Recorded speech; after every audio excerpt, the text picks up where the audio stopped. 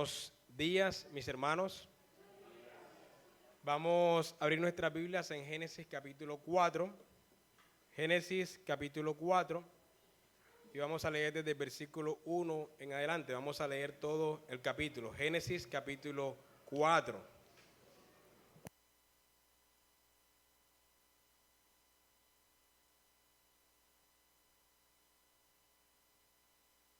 Nos ponemos todos de pie, si nada se lo impide, para leer esta porción de las Escrituras.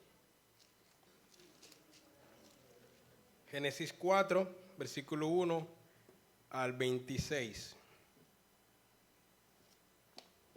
Dice la santa palabra de nuestro Señor: conoció Adán a su mujer Eva, la cual concibió y dio a luz a Caín.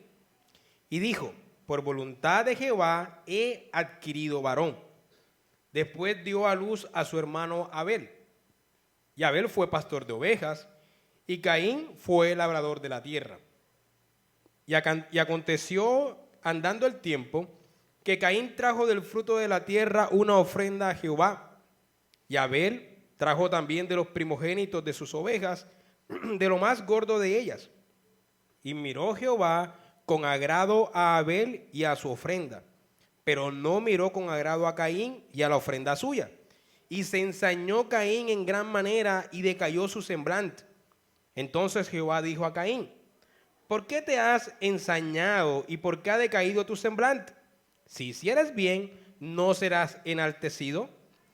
Y si no hicieres bien, el pecado está a la puerta. Con todo esto, a ti será su deseo y tú te enseñorearás de él. Y dijo Caín a su hermano Abel: salgamos al campo. Y aconteció que estando ellos en el campo, Caín se levantó contra su hermano Abel y lo mató. Y Jehová dijo a Caín: ¿dónde está Abel tu hermano? Y él respondió: no sé, ¿soy yo acaso guarda de mi hermano? Y él le dijo: ¿qué has hecho? La voz de la sangre de tu hermano clama a mí desde la tierra. Ahora pues, maldito seas tú de la tierra, que abrió su boca para recibir de tu mano la sangre de tu hermano. Cuando labres la tierra, no te volverá a dar su fuerza. Errante y extranjero serás en la tierra. Y dijo Caín a Jehová: grande es mi castigo para ser soportado. He aquí me echas hoy de la tierra, y de tu presencia me esconderé, y seré errante y extranjero en la tierra, y sucederá que cualquiera que me hallare me matará. Y le respondió Jehová: ciertamente cualquiera que matara a Caín 7 veces será castigado. Entonces Jehová puso señal en Caín para que no lo matase cualquiera que le hallara. Salió pues Caín de delante de Jehová y habitó en tierra de Nod, al oriente de Edén. Y conoció Caín a su mujer, la cual concibió y dio a luz a Enoc. Y edificó una ciudad y llamó el nombre de la ciudad del nombre de su hijo Enoc. Y a Enoc le nació Irad, e Irad engendró a Mehutael a Mehujael, y Mehujael engendró a Metusael, y Metusael engendró a Lamec. Y Lamec tomó para sí 2 mujeres. El nombre de la una fue Ada, y el nombre de la otra Sila. Y Ada dio a luz a Jabal, el cual fue padre de los que habitan en tiendas y crían ganados. Y el nombre de su hermano fue Jubal, el cual fue padre de todos los que tocan arpa y flauta. Y Sila también dio a luz a Tubal-Caín, artífice de toda obra de bronce y de hierro. Y la hermana de Tubal-Caín fue Naama. Y dijo Lamec a sus mujeres, Ada y Sila: oíd mi voz, mujeres de Lamec, escuchad mi dicho, que un varón mataré por mi herida, y un joven por mi golpe. Si 7 veces será vengado Caín, Lamec en verdad 70 veces 7 lo será. Y conoció de nuevo Adán a su mujer, la cual dio a luz un hijo, y llamó su nombre Set, porque Dios, dijo ella, me ha sustituido otro en lugar de Abel, a quien mató Caín. Y a Set también le nació un hijo, y llamó su nombre Enos. Entonces los hombres comenzaron a invocar el nombre de Jehová. Amén. Señor, te damos gracias por esta porción de las Escrituras que tú has inspirado para nosotros, y te pedimos que tú nos hables a nuestras vidas a través de esta porción, Señor. Te lo pedimos en el nombre de tu Hijo. Amén. Bueno, mis hermanos, como saben, esta es nuestra segunda predicación en esta serie que se ha titulado Las crónicas entre Dios y su pueblo. El primer sermón estuvo basado en Adán y Eva y lo titulamos Dios y el privilegiado Adán. Y hoy vamos a estudiar la historia de Caín y Abel y la hemos titulado Dios, el impío Caín y el justo Abel. Y lo vamos a ver en los mismos 3 puntos en los que se basará toda la serie. ¿Cuáles son los hechos? ¿Qué aprendemos de esta historia? Y cómo esta historia nos muestra al Evangelio y a Cristo.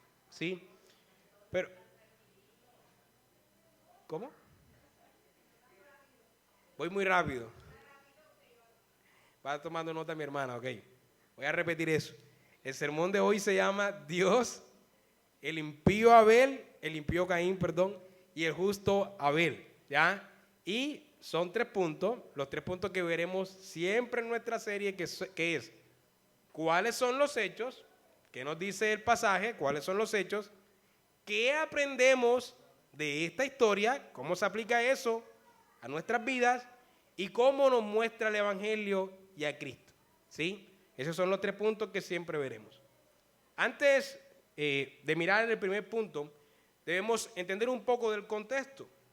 Para comprender los hechos de esta historia de una manera un poco más completa, debemos tener en cuenta 3 ideas que se busca resaltar en esta historia. Primero, usted recordará que en Génesis 3:15, Dios anticipó una guerra entre 2 simientes, ¿no? La simiente de la mujer y la simiente de la serpiente. Bueno, la historia de Caín y Abel va a ser evidente el inicio de esta guerra. A pesar de que estos 2 hombres nacieron de una misma pareja y a pesar de que inicialmente ambos parecen ser la semilla santa, al nacer por supuesto de padres creyentes, lo que veremos en el desarrollo de la historia es que uno de los hermanos va a representar a la semilla impía, a la semilla de la serpiente, y el otro va a representar a la semilla santa, la semilla o la simiente de la mujer. Y ambos van a evidenciar esa guerra histórica que se desencadenará entre ambas simientes. Aquí inicia esa guerra histórica que correrá los siglos por los siglos y que hoy también vivimos. Segundo, en Génesis 3 vemos que la muerte ha entrado a la creación como consecuencia de la desobediencia. Dios le dijo a Adán que si comiere de ese árbol, morirá él como consecuencia de ese pecado. La paga del pecado es la muerte. La historia de Caín y Abel va a poner de manifiesto este castigo de Dios. La muerte que Dios advirtió en Génesis 2, la muerte que vino como consecuencia del pecado en Génesis 3, se evidenciará en Génesis 4 con la primera muerte de la humanidad. Inmediatamente termina el castigo, inmediatamente se evidencia la primera muerte de la humanidad.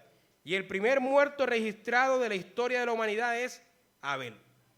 Así que Abel testifica del inicio de esta lamentable historia de muerte. Y tercero, la muerte de Abel no fue una simple muerte. Este fallecimiento no fue por causas naturales. La primera muerte registrada en la historia de la humanidad fue un lamentable asesinato entre hermanos. Esta historia entonces va a evidenciar la entrada del pecado en el mundo. El pecado echó raíces profundas, mis hermanos, en el corazón de la descendencia de Adán. La naturaleza de la descendencia de Adán ha sido corrompida radicalmente. Este primer asesinato testifica de esta dolorosa y dura realidad. Si hay algo que testifica de la depravación humana, es la existencia de asesinos, ¿sí? De gente que mata a otros. Y si hay algo que puede ser considerado el colmo del asesinato, es cuando un hermano asesina a otro. Así que esta historia de Caín y Abel irrumpe en la narración para mostrarnos la profunda corrupción en la naturaleza humana debido al pecado. Así que, mis hermanos, Adán, padre de Caín y Abel, fue testigo de las consecuencias de su pecado en la muerte de su hijo Abel, a manos de su otro hermano Caín. Aquí evidenció la guerra entre la simiente de la mujer y la serpiente. Aquí evidenció la muerte del castigo que recibió por su pecado. Y aquí vislumbró la depravación de la naturaleza humana en la muerte de uno de sus hijos a mano de otro de sus hijos. Estos tres hechos se evidencian en esta historia. Y esta historia está aquí para mostrarnos esas tres cosas, la profundidad de esto. Ahora, ¿cuáles son los hechos que vemos en la historia? Ahora sí, veamos los hechos. Es curioso, mis hermanos, y esto lo digo porque me pasó a medida que estaba estudiando el pasaje, es curioso que el protagonista principal de esta historia es Caín. Nosotros creemos que es Abel, pero no es Abel. Si observamos cuidadosamente, el enfoque de la historia no está tanto en la muerte injusta de Abel, sino en el asesinato canalla de Caín. El enfoque está puesto es en Caín. Cuando estaba redactando el sermón, quería poner mi enfoque en Abel y titularlo basado en Abel, pero me di cuenta que el enfoque del pasaje no es tanto en Abel. Abel se menciona momentáneamente. El centro de la historia es Caín. En el nacimiento de ambos se evidencia esto, por ejemplo, en los primeros versículos. Eva hace un comentario sobre el nacimiento de Caín, dice, he adquirido varón. Mientras que el nacimiento de Abel simplemente se menciona como algo ligero, como algo necesario en la historia para que se evidencie que Caín va a matar a su hermano. Y esto nos muestra algo bien interesante, y es que la esperanza de Eva está en Caín. Parece que Caín era como el orgullo de la casa, ¿no? Como suelen ser a veces los primogénitos, los mayores. Parece que era aquel hijo del que se esperaba mucho. Y los versículos siguientes van a poner el enfoque en Caín. Nos van a narrar sus pensamientos, sus sentimientos, su crimen y su castigo. Incluso el futuro de él después del castigo y de su descendencia. El enfoque está en el criminal y la razón es que la historia quiere mostrarnos los efectos destructivos del pecado en la humanidad. Y Caín, como la simiente de la serpiente, va a ser muestra de estos efectos destructivos y profundos. El autor de Génesis también nos da una descripción de sus vocaciones. Ambas vocaciones tienen que ver con el papel que Dios dio a la humanidad en la administración de la creación. Recordaremos en la predicación anterior, Dios le dijo, labrarán la tierra y se enseñorearán de los animales. Lo mismo que hacían ellos. Esta descripción nos ayudará además a entender sus ofrendas, la ofrenda que cada uno dio. La ofrenda de ambos tendrá que ver con las vocaciones que cada uno tiene. Con el pasar del tiempo, como ya sabemos, Caín trajo una ofrenda del fruto de la tierra, lo cual tenía que ver con su vocación de labrador de la tierra. Y Abel trajo una ofrenda, una oveja como ofrenda, lo cual tenía que ver con su vocación de pastor de ovejas. Se dice que él era pastor de ovejas. Entonces la historia nos dice que Dios se agradó de la ofrenda de Abel, pero no de la Caín. ¿Cuál es la razón de esto? Y la respuesta puede estar en 2 puntos, y yo creo que está en los 2 puntos. Primero, la ofrenda de Abel, si leemos su ofrenda, lo descriptivo de su ofrenda fue lo primogénito, ¿cierto? Era lo más gordo de sus ovejas. Es decir, Abel trajo lo mejor a Dios. Sin embargo, se dice que Caín simplemente trajo del fruto de la tierra. No se dice ni que era lo mejor, ni que era lo primogénito, nada. Esta descripción parece decirnos mucho.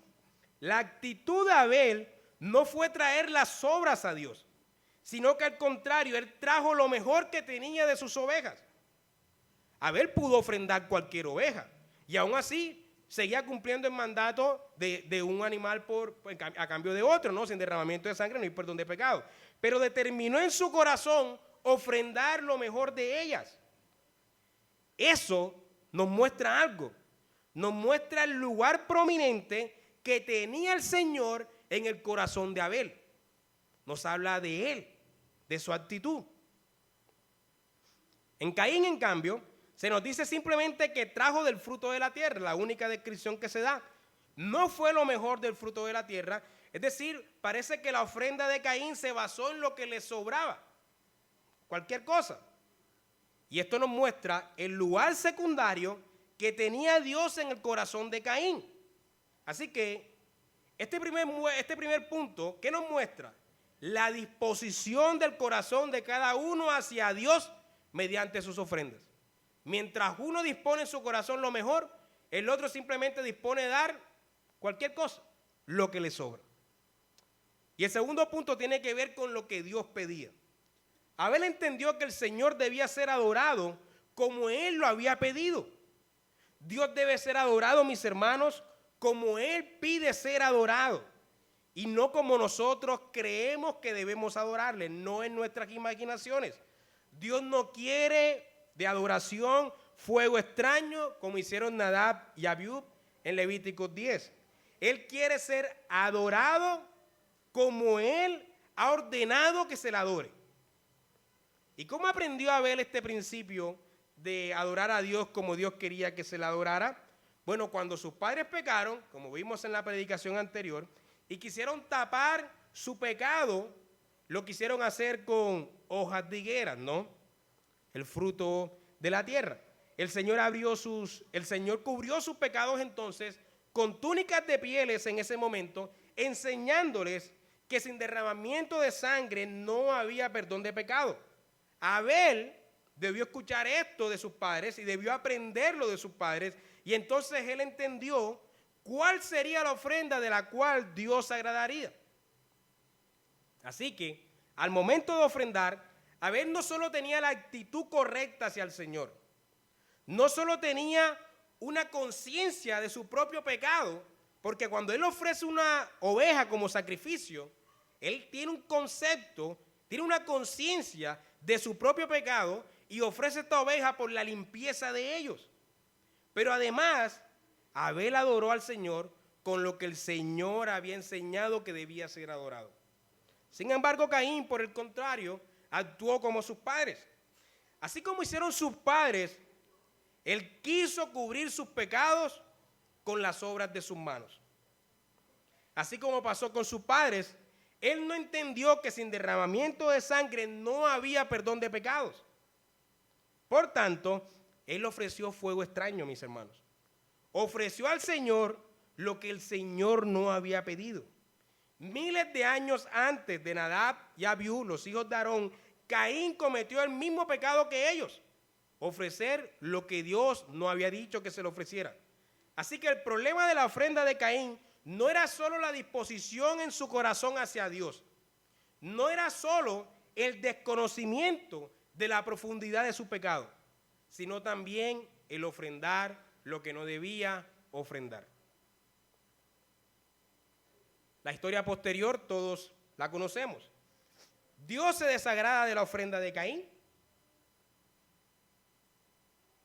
y este se enoja en gran manera, ¿no? Cuando la palabra dice se ensañó, es que se enojó en gran manera y a la vez se entristeció profundamente. Tenía un desequilibrio químico en su mente, se enoja y después se entristece. Y el Señor le preguntó la razón de ese enojo y de esa tristeza. Y a la vez le dijo que si él hacía lo bueno, sería enaltecido Caín. Si haces lo bueno, serás enaltecido. Dándonos a entender aquí que el problema de su ofrenda no fue solo su actitud, sino también el ofrendar lo que Dios no había pedido, porque Dios le da a entender que su ofrenda era pecaminosa. Si haces lo bueno, serás enaltecido. Es decir, Caín no hizo lo bueno. Su ofrenda no fue aceptada porque era pecaminosa. Pero si él corregía ese camino, le dice Dios, serás enaltecido. Si haces lo bueno, serás enaltecido como lo he hecho con tu hermano Abel.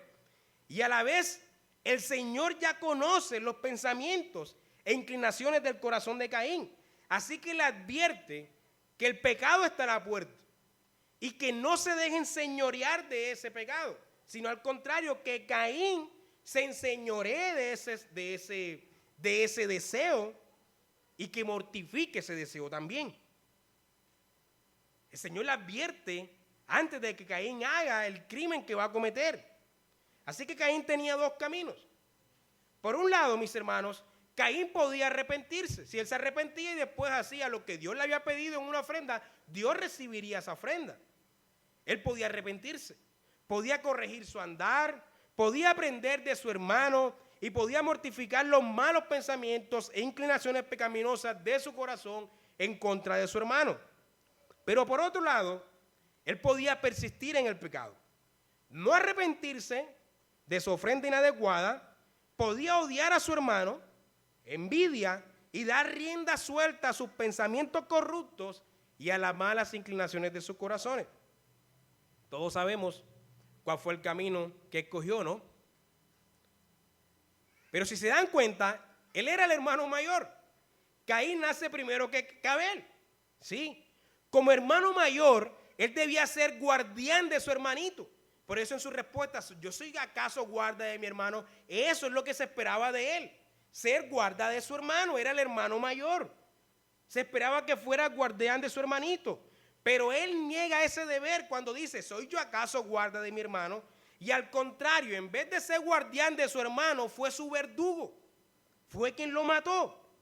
Hermanos, es una triste y lamentable historia que revela la profundidad de los efectos dañinos del pecado en la naturaleza humana. Inmediatamente después de la caída de la humanidad tenemos esta lamentable historia. Así que como consecuencia, el Señor castiga a Caín y maldice su vocación de la tierra. Él era labrador de la tierra y Dios le dice, la tierra no te dará más de su fruto. Maldita será la tierra por tu causa. No te dará más de su fruto. Y le dice que sería un errante y un extranjero en la tierra. Pero bien interesante que al correr la historia, Caín edifica una ciudad. Pero Dios le había dicho que sería errante y extranjero. Y lo que hace Caín es edificar una ciudad, es decir, establecerse en un lugar desobediente. Incluso después de que Dios ha sido misericordioso con él y le ha perdonado la vida. Sin embargo, mis hermanos, nuestro Señor es un Dios de mucha gracia, incluso para con los impíos, como Caín, perdón. Caín manifiesta que tiene temor de ser muerto. Bueno, ¿y cómo habían otras personas ahí a las que Caín le teme? Bueno, ese es un problema aparentemente. Muchos teólogos dicen que se nos menciona a Caín y Abel no porque fueran los únicos hijos de Adán y Eva. Posiblemente habían tenido muchísimos hijos antes, ¿sí? Pero se nos menciona a estos dos por la historia del asesinato. Pero posiblemente ya Adán y Eva habían tenido muchos hijos que ya estaban grandes y ya se habían ido. Pero el enfoque de la historia se pone en Abel y Caín. Esto podría explicar por qué Caín tiene miedo de que alguien lo mate. Él tiene miedo de morir en la tierra y Dios aún así le dice, mira, aunque tú merecería morir por el crimen que cometió, ¿no? En Génesis 8 leemos que el que matare sangre inocente, por su sangre será derramada también, su sangre será pedida. Y aún así Dios le promete proteger su vida y que quien venga y quien castiga a Caín 7 veces será vengado. Dios está protegiendo a este impío. Aquí podemos ver la gracia hacia él y también hacia su descendencia. Porque Dios le maldijo la vocación de él, ¿no? Ser labrador de la tierra, no solamente a él, sino a su descendencia. Pero como leeremos o como leímos, en la simiente de Caín o en la descendencia de Caín se van a manifestar otras vocaciones. Sus descendientes, dice el pasaje, que habitarán en tiendas y criarán ganados, unos. Otros tocarán arpa y tocarán flauta, dice. Y otros serán expertos en obra de hierro y de bronce. Es decir, ellos ya no se volvieron a dedicar más a la tierra no les dio más su fruto, pero encontraron otras vocaciones en la tierra. Y así pusieron sus dones, el mandato cultural lo fueron cumpliendo ahí. Entonces, el arte, la música y la ciencia se manifestaron en la descendencia de este impío. Pero a pesar de esto, esta descendencia será cada vez más impía.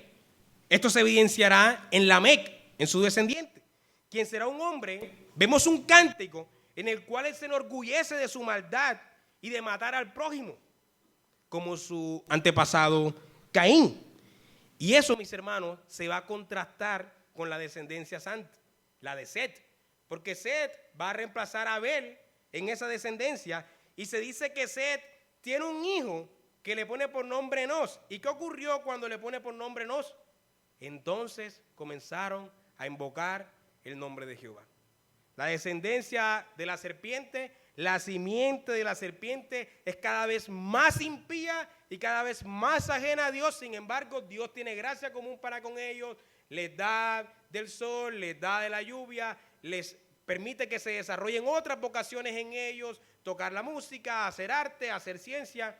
Pero en la descendencia de la mujer se comienza a invocar el nombre de Jehová. ¿Sí? Ahí tenemos la lucha entre ambas simientes. Mis hermanos, y hasta aquí los hechos en esta historia. Espero que haya sido lo suficientemente claro. Pero, ¿qué aprendemos de esta historia entonces, mis hermanos? ¿Qué podemos aprender de esta historia? En la historia podemos aprender aspectos de la vida de ambos personajes, tanto de Abel como de Caín. Empecemos por Abel, ¿sí? Es el protagonista secundario. Empecemos por él. De Abel podemos aprender la realidad entre la lucha de la simiente de la simiente de la mujer y la simiente de la serpiente. Esa lucha en sí misma nos explica la realidad de la persecución por causa de la justicia.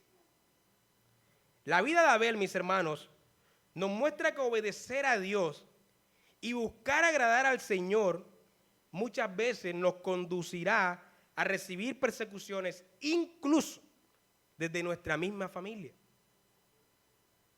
Recibir el favor y el agrado de Dios puede hacer que se generen celos, puede hacer que se generen envidias, puede hacer que se generen odios, puede hacer que se generen iras en la simiente de la serpiente, incluso dentro de nuestras mismas familias. Al estudiar la Biblia de principio a fin, podemos observar esa persecución. Inicia con Abel, pero podemos ver cómo los profetas, como los apóstoles y cómo el mismísimo Señor van a ser recipientes de persecuciones severas de parte de la simiente de la serpiente. El Señor dijo, en el mundo tendréis aflicciones, pero confiad, yo he vencido al mundo. En otro pasaje también dijo, bienaventurados sois cuando por mi causa os vituperen y os persigan y digan toda clase de mal contra vosotros mintiendo. Gozaos y alegraos, porque vuestro galardón es grande en los cielos. Porque así persiguieron a los profetas que fueron antes de vosotros. Recibir persecuciones por causa del evangelio no es algo anormal. Hermanos, es lo esperado. La persecución que viene por causa de la justicia no se debe interpretar como el desagrado de Dios hacia su pueblo por no protegerlo, sino todo lo contrario. Se debe interpretar como el agrado del Señor hacia su pueblo. Este agrado del Señor hacia su pueblo levantará la envidia, levantará el odio, levantará los celos y la ira en la simiente de la serpiente. Y tal vez hoy no parezca que somos perseguidos por causa de nuestra fe, ¿no? Este sería un sermón, o la historia de Abel, lo que aprendemos en Abel sería más acorde si lo predicamos en el Medio Oriente o en África, en alguna parte donde los cristianos estén siendo perseguidos por su fe. Pareciera que no tuviese mucho que ver con nosotros, pero eso es, mis hermanos, porque no hemos meditado lo suficiente en las persecuciones cosmovisionales que estamos recibiendo hoy en Colombia y en Occidente. Por ejemplo, sostener que el aborto es un asesinato es cada vez más difícil. Si eres un médico cristiano y te niegas a practicar un aborto, puedes perder tu trabajo. Negar el supuesto derecho a la mujer para matar a su bebé en el vientre puede desencadenar para nosotros las etiquetas de misóginos o retrógradas, ¿no? Misóginos o retrógradas. Si eres una mujer cristiana embarazada y tienes algunos problemas de salud, la primera sugerencia de los médicos puede ser el asesinato de tu hijo, el asesinato del inocente. Ahí hay persecución por causa de sostener nuestra fe. He escuchado testimonios de hermanas que han dado a luz y su familia no ha querido, su familia ha querido que aborte y ellas van hacia adelante por su fe. Hay una persecución implícita aquí, ¿no? Incluso he escuchado de hermanas que tienen algunas enfermedades base, pero quieren seguir adelante porque no quieren matar al bebé, aunque los médicos les sugieren, mátalo, mátalo, mátalo, y siguen adelante, a pesar de que eso les cueste la vida, siguen adelante. Esas son persecuciones por la fe. ¿Y qué diremos de la educación? Educar a nuestros hijos con una mente bíblica es cada vez más difícil. La educación moderna está repleta, mis hermanos, de presupuestos humanistas y ateos. Nuestros hijos serán considerados herejes y fanáticos cuando vayan creciendo y comiencen a negar los dogmas de la evolución, del naturalismo, todos estos dogmas del materialismo, el dogma del medio ambiente y el cambio climático. Todo eso ellos recibirán persecución y serán tildados de herejes, de fanáticos.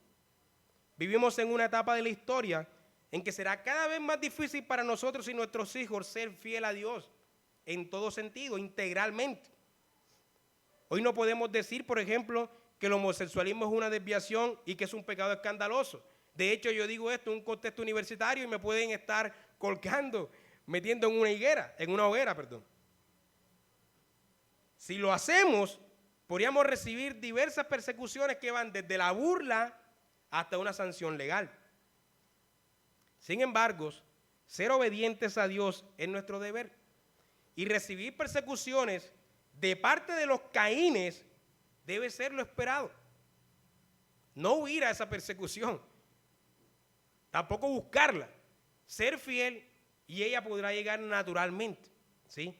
La persecución que nos llega como consecuencia de nuestra fidelidad a Dios, ojo, no toda clase de persecución, sino la persecución que nos llega como causa de nuestra fidelidad a Dios, no debe tomarnos por sorpresa, sino que puede ser evidencia, hermanos, de que estamos haciendo lo correcto ante los ojos de Dios. Si la simiente de la serpiente desencadena su ira contra nosotros, significa que estamos actuando y comportándonos y obrando como se espera de la simiente de la mujer. Ahora bien, las persecuciones no solo vienen de lo externo. Como vemos a lo largo de las páginas de las Escrituras, la simiente de la serpiente se infiltrará dentro del mismo pueblo del pacto y desencadenará persecuciones contra la simiente de la mujer desde adentro. Los profetas, por ejemplo, en el Antiguo Testamento recibían persecución dentro del mismo pueblo del pacto, de los reyes, del pueblo, de los sacerdotes. Así que la persecución que llega como consecuencia de ser obedientes a Dios no solo se produce externamente. Solemos definir la persecución desde lo externo y nos olvidamos que internamente también hay cizaña. Los falsos profetas, los falsos pastores, los falsos maestros y los falsos hermanos son el pan de cada día dentro de la Iglesia Universal de Cristo. Dentro de nuestras congregaciones locales, a veces se infiltran hermanos, entre comillas, que quieren causar contienda, que quieren causar divisiones, que quieren causar pleitos y que buscan causar chismes para destruir a la comunidad. Y en otras ocasiones, mis hermanos, no es la simiente de la mujer, de la serpiente la responsable, sino la simiente de la mujer que se comporta como la simiente de la serpiente. A veces la simiente de la mujer, mis hermanos, se comporta como la simiente de la serpiente. A lo largo de las Escrituras lo podemos ver. A veces algunos hermanos se llenan de envidias, se llenan de celos, se llenan de odios, se llenan de ira contra otros hermanos y levantan calumnias y chismes para destruirlos. También levantan contiendas, pleitos y divisiones dentro de la comunidad del pacto. En esos casos, estos hermanos deben arrepentirse. Deben dejar de comportarse como la simiente de la serpiente y evidenciar mediante su arrepentimiento que en realidad son parte de la simiente de la mujer. Tal vez estos cristianos, mis hermanos, no tomen un arma física para matar a su hermano como hizo Caín con Abel. No sabemos qué arma usó Caín cuando mató a Abel, pero sabemos que fue un arma física, es decir, eso no es una narración espiritual. Fue una narración física, pudo ser una piedra, no sabemos qué fue, pero usó un arma con la cual lo mató. Y tal vez nosotros, tal vez los cristianos y nuestros hermanos, no tomen un arma física para matar a su hermano como hizo Caín con Abel. Pero mis hermanos son culpables del mismo crimen que Caín al matar a sus hermanos en sus corazones. Cuando envidiamos a otros, hermanos, cuando nos llenamos de celos, de odios y de ira contra aquel por quien Cristo murió, y como resultado levantamos calumnias y chismes para perjudicarle y dañar su imagen, entonces le hemos matado en nuestro corazón y nos hemos comportado como Caín, como la simiente de la serpiente. Como consecuencia de esto habremos producido contiendas, pleitos y divisiones en la iglesia del Señor, y entonces nos haremos culpables de doble homicidio, atentar contra nuestro hermano y atentar contra el cuerpo de Cristo. Doble crimen. Así que, aunque seamos parte de la simiente de la mujer, a veces nos comportamos como si fuésemos parte de la simiente de la serpiente. Ahora sigamos con Caín. Cuando tratamos de mentir, mis hermanos, y ocultar nuestro pecado a Dios como hizo Caín cuando mató a Abel, Dios le preguntó, ¿dónde está tu hermano? No sé. ¿Soy yo acaso guarda de mi hermano? Caín tomó a Dios por tonto. Pensó que Dios no sabía lo que había hecho. Trató de ocultar su pecado. Pero también cuando le tememos al hombre, en vez de a nuestro Señor, como hizo Caín, ustedes recordarán, Caín tenía miedo de que otro lo viera en el monte y lo matara, en el campo y lo matara, pero no tuvo miedo de Dios cuando mató a su hermano. En ese momento actuamos como Caín. Cuando tenemos una actitud incorrecta y no tenemos un corazón con la disposición adecuada para adorar a Dios, como hizo Caín cuando ofrendó lo que le sobraba y ofreció fuego extraño al Señor, también cuando en vez de arrepentirnos del mal que hemos hecho contra el Señor, persistimos en ese mal, desencadenando aquella frustración que tenemos contra nuestros hermanos en la fe, entonces en todos esos casos estamos actuando como si fuésemos la semilla de la serpiente. Entonces, en todos esos casos nos pareceremos más a Caín que a Abel. Seremos el Caín del pasaje y no el Abel del pasaje. En todos esos casos. Cuando alguien mata a su hermano de sangre, hermanos, nos escandalizamos inmediatamente, ¿no? Terrible. No hay algo más desagradable que una persona que mata a su propia sangre. La historia de nuestro país nos enseña que los 3 hermanos Castaño, que eran los líderes de las autodefensas en Colombia, se mataron entre sí. Y a pesar de que en sus hombros ellos cargaban con muchas muertes de inocentes, el país se aterrorizó al saber que se habían matado entre sí. Porque una cosa es que un hombre mate a otro, a cientos de otros, pero otra cosa es que mate a su propio hermano. Hace poco conocimos la historia de los hermanos Leales, ¿no? El hermano mayor se llenó de tanta envidia y celo por el éxito de su pequeño hermano que planificó un asesinato atroz en el que mató a su propia madre y a su hermano para quedarse con sus negocios. Hermano, eso salió en las noticias hace varios meses. Eso fue un escándalo en Colombia. El país quedó en shock al enterarse de este crimen. Las personas estaban pendientes de los juicios para escuchar la confesión de este hombre. Hermanos, la historia de Caín y Abel se repite constantemente y nos escandalizamos porque la gran mayoría de nosotros no estaría por la labor de matar a sus propios hermanos de sangre, sino al contrario. Lo que uno busca y desea es el bienestar de ellos, y más si uno es el hermano mayor. Los hermanos mayores me entenderán. Siempre buscamos el bienestar de los hermanitos menores. De tal manera que no envidiamos sus éxitos, al contrario, nos gozamos en ellos. Ahora bien, mis hermanos, las Escrituras nos enseñan que nuestra relación con nuestros hermanos de fe no es menos importante o menos vinculante que la relación con nuestros hermanos de sangre. Y sin embargo, en nuestros corazones, a veces somos peores que los hermanos Castaños o los hermanos Leales contra nuestros hermanos en la fe. Pero en nuestro corazón no llevamos el crimen a lo visible, pero en nuestro corazón sí lo hemos hecho. A veces planificamos crímenes en nuestras mentes y corazones que ante los ojos de Dios serían igual o más escandaloso que fue para nuestro país la historia de los hermanos Castaños y los hermanos Leales. También nadie más lo sabe, pero el Señor sí. Y ante los ojos de él sería peor o igual que de escandalizante, de escandaloso, como lo fue para nosotros la historia de los hermanos Castaño y los hermanos Leales. Pero no solamente eso, mis hermanos, aquí no para la historia de Caín. Lo que se espera de nosotros no es solamente no cometer crímenes contra nuestros hermanos, tampoco se espera la indiferencia. Lo que se espera de nosotros es la generosidad y el cuidado de nuestro prójimo, el cuidado de nuestros hermanos. El mandamiento negativo de no matarás implica positivamente hacer bien al otro. Si se espera que no mates a tu hermano, no se espera la indiferencia contra tu hermano. Se espera que le hagas bien a tu hermano. Una canción de Santiago Benavides resume bien esta idea. Voy a leer para ustedes. Dime dónde está tu hermano, preguntó Dios a Caín. Y Caín le dijo, ¿acaso me compete eso a mí? No soy guarda de mi hermano, no tengo por qué saber. Esquivando la mirada, fastidiado al responder. Pero Dios sabía la historia de su terrible molestia y que más que indiferencia había un muerto en la conciencia. Dime dónde está tu hermano, la interrogación bastó. Le pegó con las manos en la masa, lo agarró. Y tú ya sabes lo que sigue. Mis hermanos, de ahí para acá, la humanidad es la historia de Caín que repite sin cesar.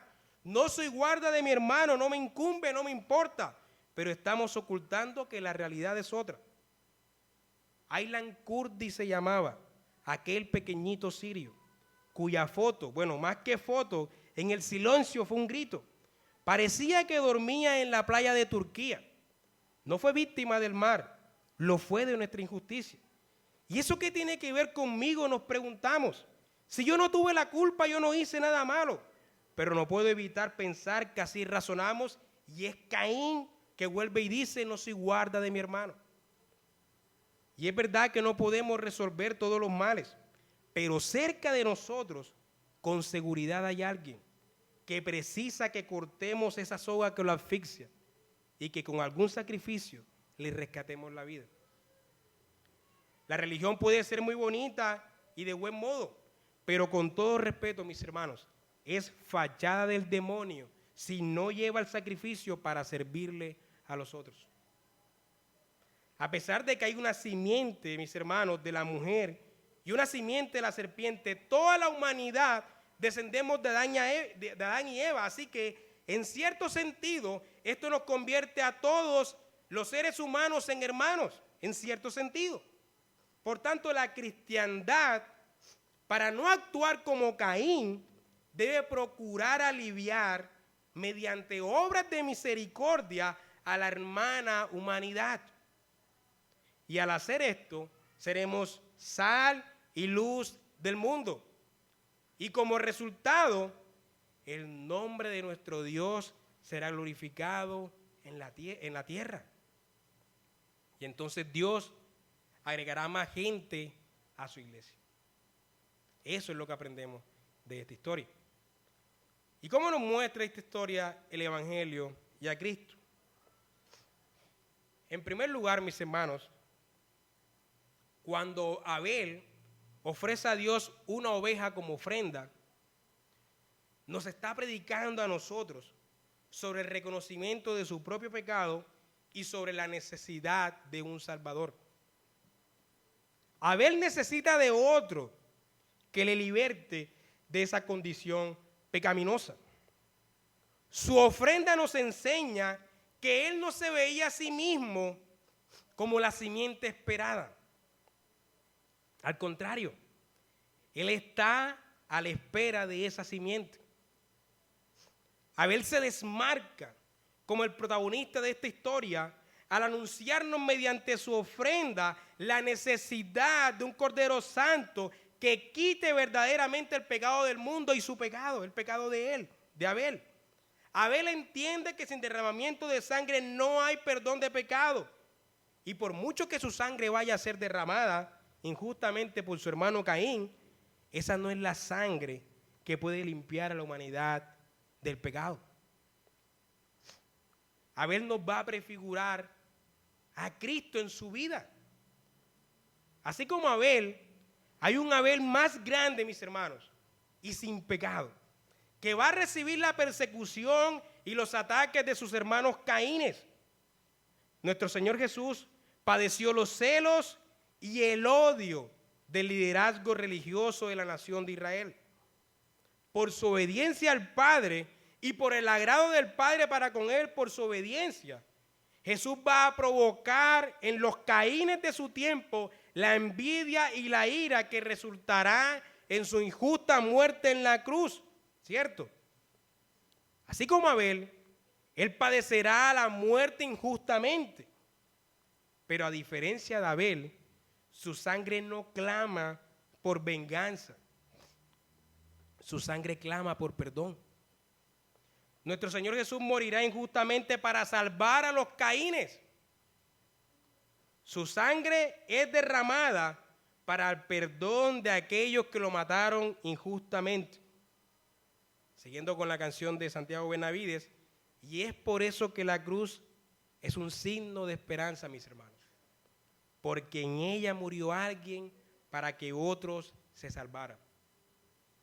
La película Al revés del cuchillo de Caín es Jesús yendo a la muerte para hacernos revivir.